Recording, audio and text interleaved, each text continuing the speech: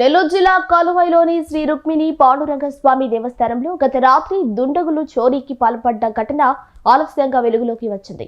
దుండగులు దేవస్థానం తాళాలు రంపంతో కట్ చేసి దేవస్థానంలోని అమ్మవార్ల మెడలోని 2 మంగళసూత్రాలు హుండీ అపహరించారు. దేవస్థానం పూజారి మీడియాతో మాట్లాడుతూ 3 రోజుల క్రితం దేవస్థానం తాళాలు దుండగులు పగలగొట్టగా పోలీసులకు ఫిర్యాదు చేసినట్లు తెలిపారు. దేవస్థానాలే టార్గెట్ గా కలువై మండలంలో వరుస దొంగతనాలతో ప్రజలు భయభ్రాంతులకు గురవుతున్నారు.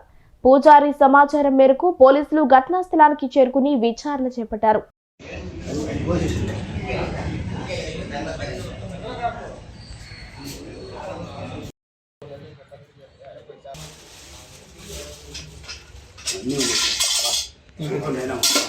అదే రకంగా ఇంకో 2 తాళాలు గాడిరేజ్ తాళాలు తెచ్చేసి ఈ అమ్మవారి తాళంలో స్వామి తాళంలో మామూలుగా ఇంతకుముందు ఏంటంటే ఒక్కొక్క తాళం వేసేవాడము.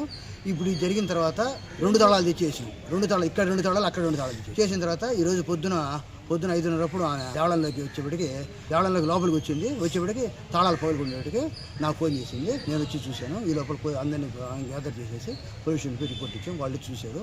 మా దేవాలయంలో లోపల అమ్మవారి దేవాలయంలో అమ్మవారికి గిల్ట్ నగలు ఒక 7-8 దాకా ఉన్నాయి. బాగా పైనుంచి కింద దాకా అలంకరణ చాలా చక్కగా ఉంటుంది. ఆ గిల్ట్ నగలే వాడు బంగారం అనుకుని తీసుకున్నాడు. కాకపోతే మంగళసూత్రం మాత్రం బాగా పెద్దదిగా ఉండింది. ఆ మంగళసూత్రం తీసుకున్నాడు. స్వామి దేవాలయంలో ఉత్సవిగ్రహాలు జరిగిపోలేదు. ఉత్సవిగ్రహాలకు అమ్మవారి మెడలో ఉండేటువంటి మంగళసూత్రం మాత్రం తీసుకెళ్ళిపోయింది. ఎంత విలువ ఉంటాయి స్వామి? అక్కడ లోపల అమ్మవారి దేవాలయంలో ఒక 3/4 సవర దాకా ఉండొచ్చు.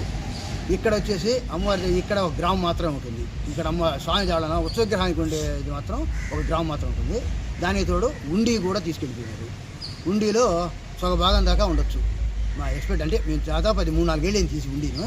ఆ ఉండిలో ఒక నిండి ఉండింది.